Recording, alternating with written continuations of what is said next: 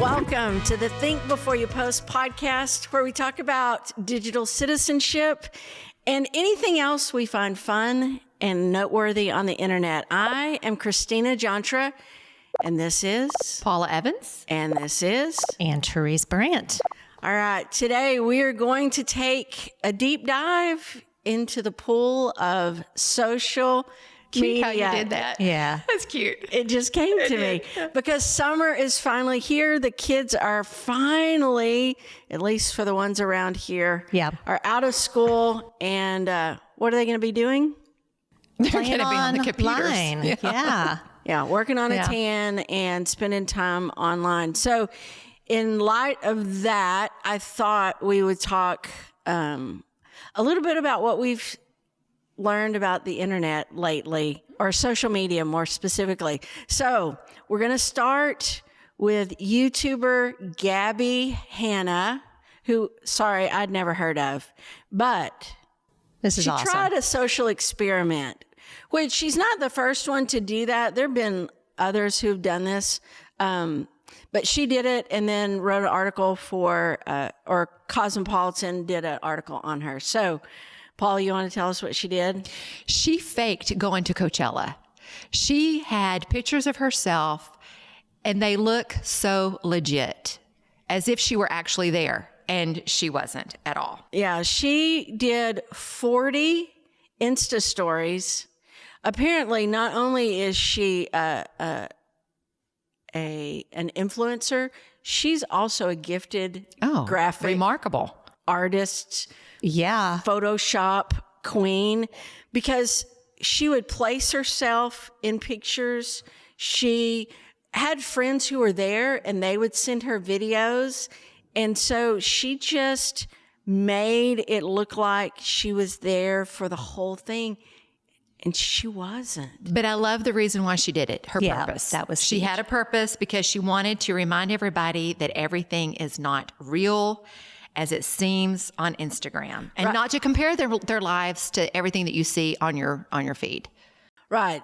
And which harkens back to, like that word, harkens back to when we talked about media literacy in the last episode, is you can't believe just because it looks like she's at Coachella doesn't mean that she's there. You've got to look at all of this online with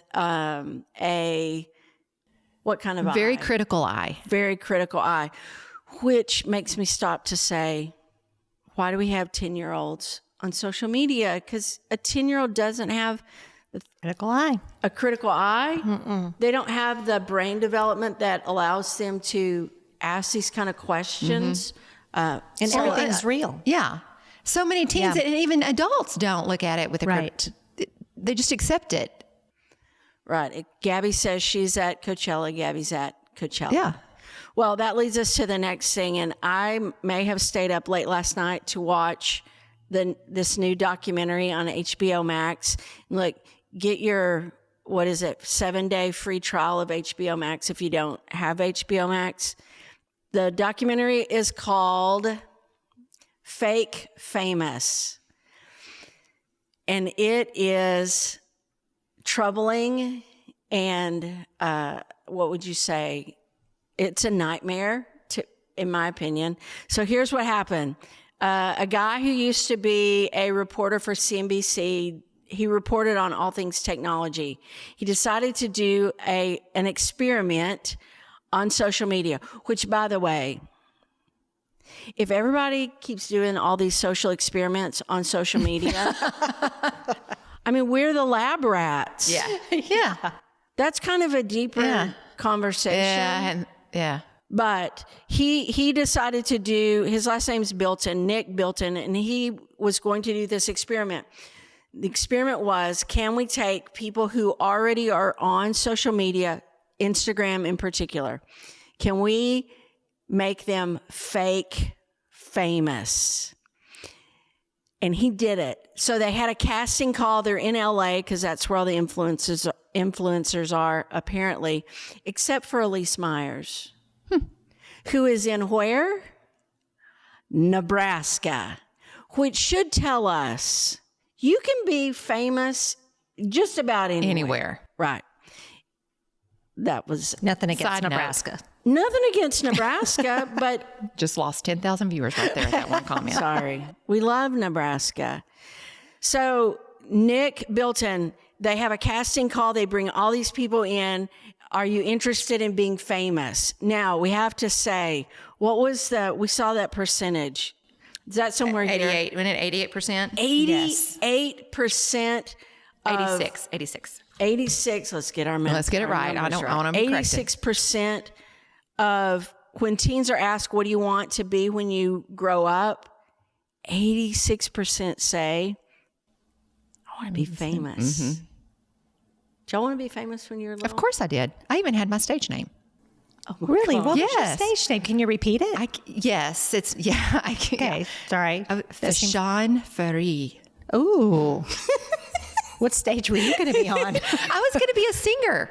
A singer. I was going to be a singer okay. or an actress. I didn't really care. Really, Days of Our Lives was my main goal. Oh, Nice. Daytime television. Okay. Yeah. Kelly Ripa was going to be my sister. Oh yeah, I could see that. how did you want to be famous? Oh yeah, yeah. I wanted to be a solid gold backup dancer. I wanted to be a singer. I wanted to be Did you have a on name? stage. I did not have a name. No, I didn't get as far as you did in that regard. No, but I wanted to be on stage, backup dancer, backup singer. Backup dancer was better because I can't sing. Okay, so when you wanted to be on Days of Our Life, this is new information that I'm glad like I an got onion, up this just morning. peel my layers. So when you thought that's where you wanted to end up, did you have, so what are we talking about, 13, junior high? Younger than that, probably. Yeah. Probably, 10 maybe. Yeah. So not to be embarrassed. Yeah, it Let's was just last say week. 6th grade. So when you're in the 6th grade and you're thinking, I'm going to be on Days of Our Lives, not knowing that it would get canceled. Didn't it? Oh, yeah. No, it's still on. Are you kidding? Okay. I think. How did you think, Hope. what were 2 steps you thought you would take to get there? I never thought about the steps, actually. I don't think. Well, I was going to have to go to Hollywood or somewhere to get the big break. You know, Okay. you got to get out of your hometown. Right. Right. Okay. So here's what happened in the documentary. They bring in all these people. They narrow it down to 3 who they are going to make fake famous. One of the reasons why they chose the 3 is because none of them, in their opinion, had any innate talent. Like none of them were singers. None of them were athletes. One of the guys was a seamstress, which sounds odd, but he was a clothing designer. So he did have a skill, but they didn't see it as, Insta-worthy. well, or as your traditional athlete, model, actress, that kind of thing. Yeah. One of the guys was a personal assistant for a realtor, and he was just pumping gas for his boss and running errands, taking laundry, and he had not thought deeply about being famous. And then the girl, Dominique, she wanted to be an actress and she wanted to be famous. And so they start this experiment, and what they use, and you got mad about this. I got when very we mad. discussed it. The process for making someone fake famous is here's a new phrase that I learned. There are bot brokers out there making a living creating bots. So what a bot does, bots just run an algorithm. So a bot, it's just a computer program, all right? And so these bot brokers, you can go and buy followers on various social media platforms. So in the article and in the Documentary. thank you. The first time Nick buys followers, he buys 7,500 followers. 7,500 followers for a mere sum of $119. It's like we're having choir practice. $119 bought 7,500 followers. Can you repeat that just one more time for our listeners? 7,500 followers were purchased for $119.60. Oh, that's a big, yeah. Don't forget the 60 I cents. don't want to forget the 60 That cents. also, that didn't just buy, it's like, you know, when you go to when you're watching an infomercial and yet there's more, but wait, there's more, but wait, there was more. For the $119, apparently he got 7,500 followers and 2,500 likes. But all three of these in the experiment, their presence online starts growing. Now, the clothing designer guy, he was the one I want to be friends with, because at the end of the day, sorry if this is a spoiler, you can still go watch the documentary and it'll still be worth it. At the end of the day, he started deleting all of the bot activity on his social media Okay. because he said it's fake. Those aren't real. Good for him. And he said, I would rather have 100 real than Thank you. 1,000 fake. Thank you. Thank you. That's Yeah. the one redeeming thing about this story. But what was it that made you so mad when we started talking about it? Because it's all fake. I mean, what they're doing, they're already editing everything. They're putting fake stuff out there, but now they're buying their own followers to elevate them to the next stratosphere, to launch but it's all based on falsehood. But what is that next stratosphere? What is that next stratosphere? Well, they become, I don't know, Insta-fluencers more. Influencers. Yeah. Well, But so you're going to follow somebody who is totally fake in every aspect. and that's the best part of the documentary, is showing how they fake all the pictures. Here's just one example. They're in the backyard of some house in LA.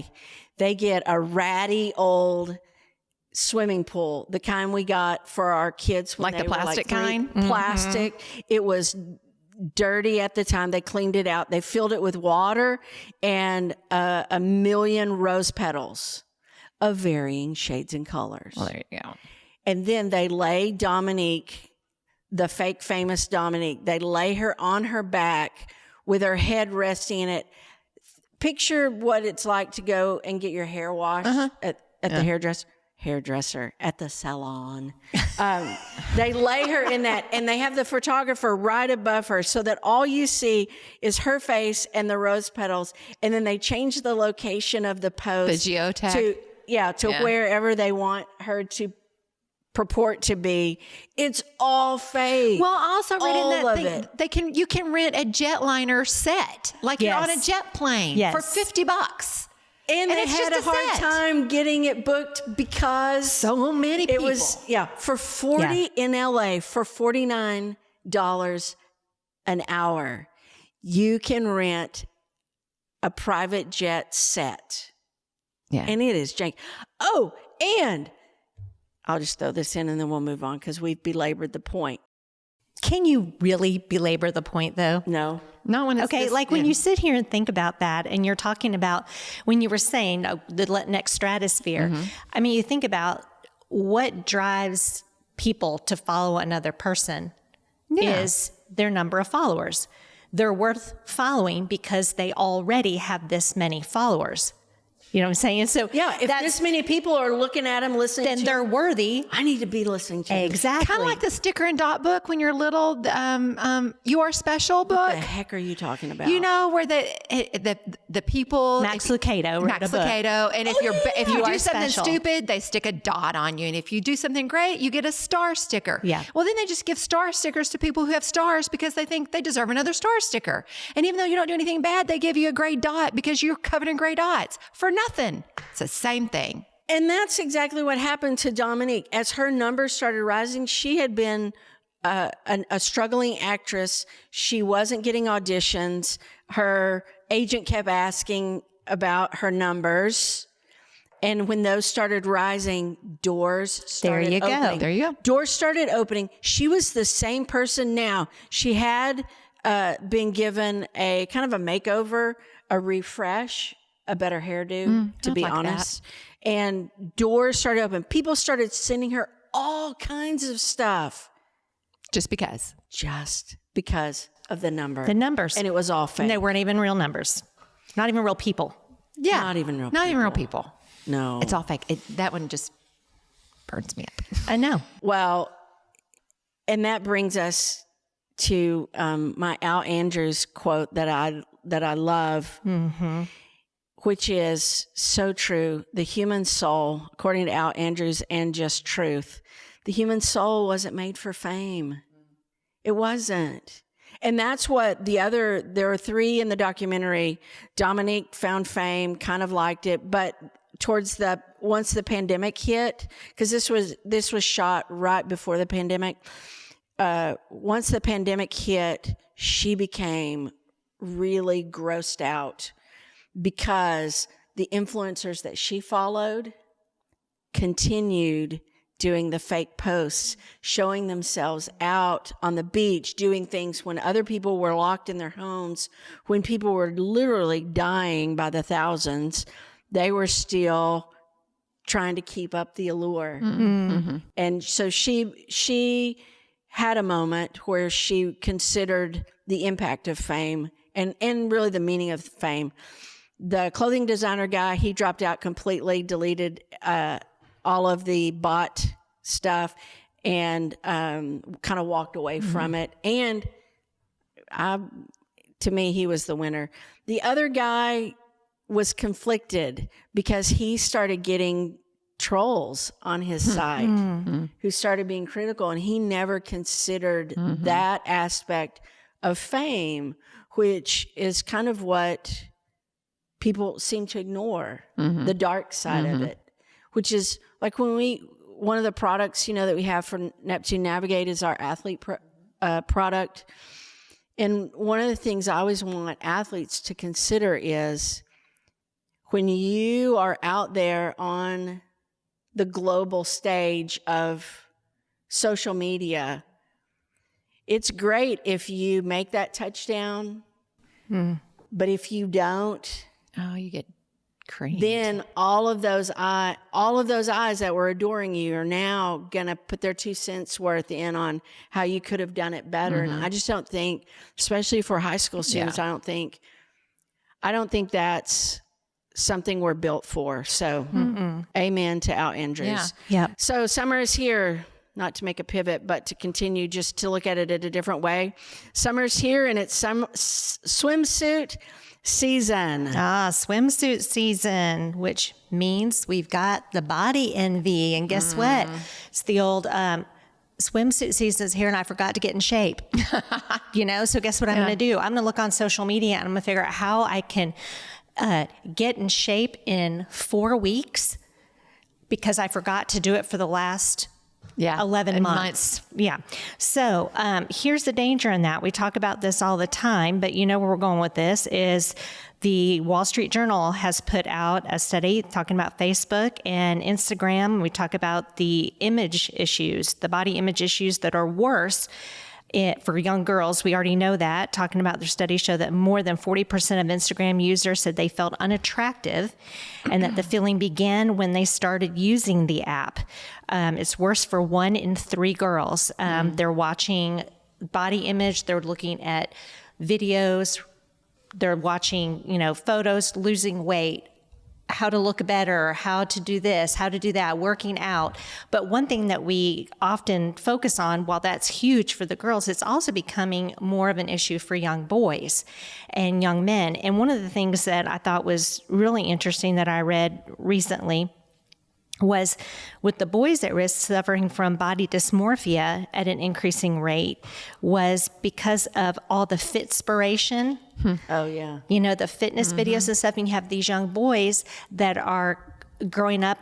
Puberty is sometimes latent for boys, and the working out, the taking creatine, all of the stuff about building muscles, getting ready for athletics. They want to play sports. They want to be, on the varsity team. And so the working out, the creatine, the comparison with the muscular ideal version of themselves. They have less body satisfaction. It's more appearance-based motivation than health-based. Oh, And 100%. yes, and then the Fitspiration appears to be closely related to the appearance.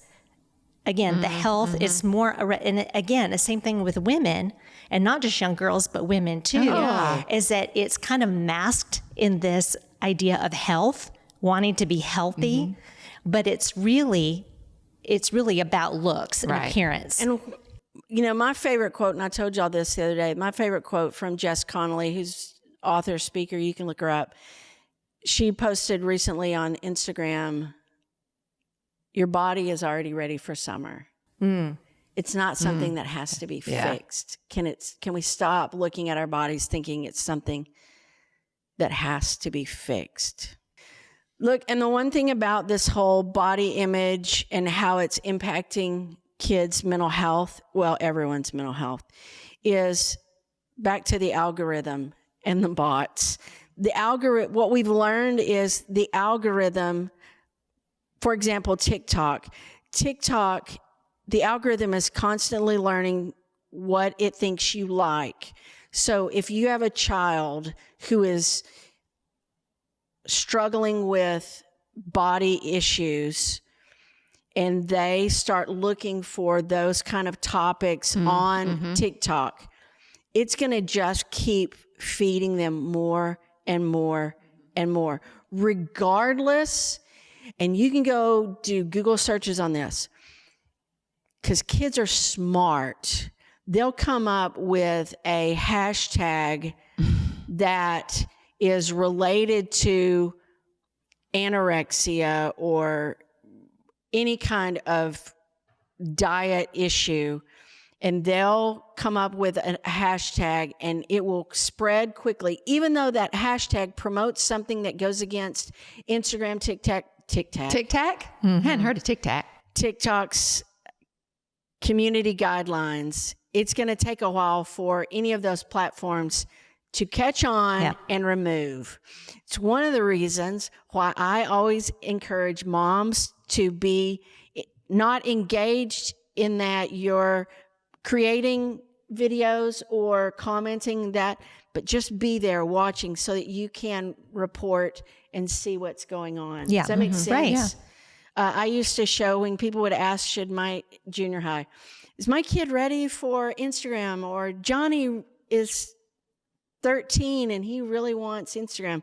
I used to just open up my phone and open up Instagram and just search for hashtag kissing and just hand it to the mom. And that hashtag used to get as close to pornography as the app would allow, which was really close. And then the mom would always go, oh no, he's not ready, because I don't want him to see that. She probably wasn't ready. The algorithm does not help us out in any way. No. So, But I'm going to kind of play the other side of that coin for just a minute, because we've been talking about all the influencers and people on Instagram and TikTok and all that who are editing and photoshopping and trying to make their lives look perfect and ideal in their bodies. But there are people who are trying to make a difference in that area. And I'm going to bring up, she's a 25-year-old gal from Finland. Her name's Sarah. I'm not going to be able to say her last name correctly. oh, I was hoping you would try. I'm not even going to try. Okay. But here's the deal. She's a content creator, but she's actually calling herself now a body acceptance advocator. Nice. Because what she realized is when she was posting on Instagram, she kept looking at everybody else, like we've been talking about, and comparing her body to theirs and realizing that she fell far in comparison. And then she started thinking, if I'm doing this, other people are doing the same thing.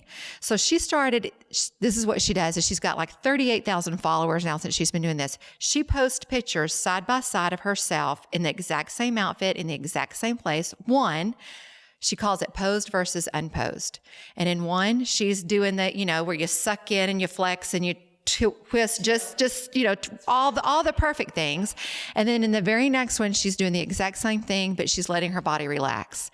And she looks like two different people. Wow. In every one. But her point is, she says, your body isn't a trend, so don't treat it like one. Perfection doesn't exist. Doesn't exist. So kudos to Sarah. Yeah. Kudos to Sarah. But you know what? All of this discussion has been leading us to the Dove campaign. Dove's beauty campaign. It's amazing. Man, they knocked it out of the park with this one. So, and we'll link to it in the show notes. You have to go watch the whole video. Yeah. So Dove, a beauty brand, I guess. Dove did a video where they brought in daughters and moms and asked the mom, what is your impression of your daughter's experience on social media? And all the moms were like, yeah, my daughter uses social media, but She doesn't. she doesn't. It's not having a negative impact on her. It's not a problem. It's not a problem. And the daughter was like, yeah, I'm okay. Then they use the technology that we've talked about before, which is deep fakes. They took videos of people from social media talking trash information about about bodies and what you can do. One of them was, don't think of it as you're hungry. You're just thirsty. Just drink water all day. All these videos of these influencers giving really unhealthy, bad advice, but it was their voice, the influencer's voice, but they deep faked it so it looked like it was coming from the mom. And it sounded like the mom. And It sounded like was the mom. so well good. done. It was good. was so well done. And the moms are horrified. The moms' Watching them, faces. they're horrified. And the daughters, I mean, you almost see the realization of Yeah. the daughters of like, oh, the gig's up. Yeah. Mom Knows gonna that that's know what I'm hearing. that that's what I'm hearing. Yeah. And man, it's powerful. But it makes me, the question that I always try to ask parents is, who are your kids listening to more? You or social media? Because the statistics now coming out of the pandemic is that 12 to 18-year-olds are in front of screens 8.5 hours a day. Wow. 8.5 hours a day. That's so much. So who are they listening to the most? You or social media? That's why I encourage parents, set boundaries with your kids. Well, 8.5 hours a day. I think there's your answer. Yeah. There's your answer. Yeah. All right. This has been so depressing. Man. But we have to talk about it because we're not talking about it enough. But can we pivot a little? Let's close with, what's the best thing you saw on the internet this week or lately? And Therese, you're up. Oh, I love this. Okay, one of my favorite, there's so many good things out there. Sometimes you just have to go looking for them. Unfortunately, they don't come find you. But this one I love when I hear about kids doing neat things. So this is an 11-year-old boy named Carter Dorley, and he lives in New Jersey, and he's a surfer. And so what he does is he's decided that the best thing that he can do is he's used this love of surfing to figure out how to give back to his community and to organizations all around. So he surfs every day, and he's decided he would surf every day, and he's now surfed over 700 days in a row to raise money for various charities. Aww. So he surfs a wave for every dollar donated to different organizations. So just a few of the examples of some of the impact that he's had. He's collected over 2,500 canned goods for a local food pantry. He's raised $150 for Heart of Surfing, which is an organization that offers free surfing lessons to kids with autism and other developmental challenges. And just recently raised over $1,000 for Save the Children to help kids affected by the war in Ukraine. His goal is to do good and encourage other kids to find ways to help people. And listen to his words. So he just surfs. For every dollar, he surfs a wave. And every single day he surfs. His parents watch the weather report, in case you're thinking his parents are putting him in danger. His parents are surfers, and they watch the weather report, and they're very they're very careful about when he surfs and when he doesn't and all that. But anyway, so he's just committed to this, and he's figured out the way that he can do his thing to help people. And what's so cute, listen to what he says in his words: you're never too little to help. You're never too little to make a difference. So please do me a favor, okay? Go follow Carter on Instagram. It's at Carter Catches Waves. Okay, and figure out how to help this kid out and see what he's doing. And an 11-year-old that has figured out how to use social media Good for and him. to do a million things that are helping other people. I just love it. I love it. That's Love it. awesome. All right, Paula. Mine was not something I actually saw on the internet, but it is dealing with technology because, end of school, you get graduation announcements. And I got a graduation announcement from a friend of mine. Her daughter's graduating from high school. Beautiful young gal. But on her graduation invitation announcement, there was a QR code that said, so basically, if you want some gift ideas, here's a QR code. And at first I was kind of taken aback, like, it's kind of presumptuous, but let's be honest. You give a graduation announcement, you're expecting a gift. I mean, we all, we are. It's the way the system It's the way the works. system works. Then I clicked on it. I mean, I scanned it. I didn't click on it. I scanned it. And I thought, this is actually brilliant. Yeah. Because all I had to do in that one moment was scan her QR code. It took me directly to Amazon. She had a list of things that she would like or needed. $15 to $300. I picked out what I wanted. I purchased it, put my name on it with a message. They sent it to her. I did all of that in 3 minutes or less. I thought, brilliant idea. Good job, gal. Good job. It really is. It Because really you was. think she's already thought about what she needs for college. Yeah. She's Yeah. already thought about that. And she's when you giving told you me things about that, she needs. So Exactly. I thought that's a great idea. it is a great idea. Instead of wondering, do I give her the monogram Yeah. towel? Bleh. Do I give him the Yeah. flag? Yeah. Another DOP kit. Yeah. Okay, mine was a recipe. Best thing, and I've actually made the recipe. Saw this on TikTok. I'll put the link in the show notes. It is a recipe for, and you made fun of me, cumin roasted cauliflower and dates with tahini and pine nuts. And look, nothing about that, the name of that recipe. First of all, it listed almost every ingredient, which I don't recommend listing every ingredient in the name of the dish, but who am I? So this recipe, and listen, the link, if you go and watch the video on TikTok of her making it, she uses bad language at the end, which kind of made me like it even more. But if you're sensitive to that kind of thing, just Keep your be sound warned. off. Yeah.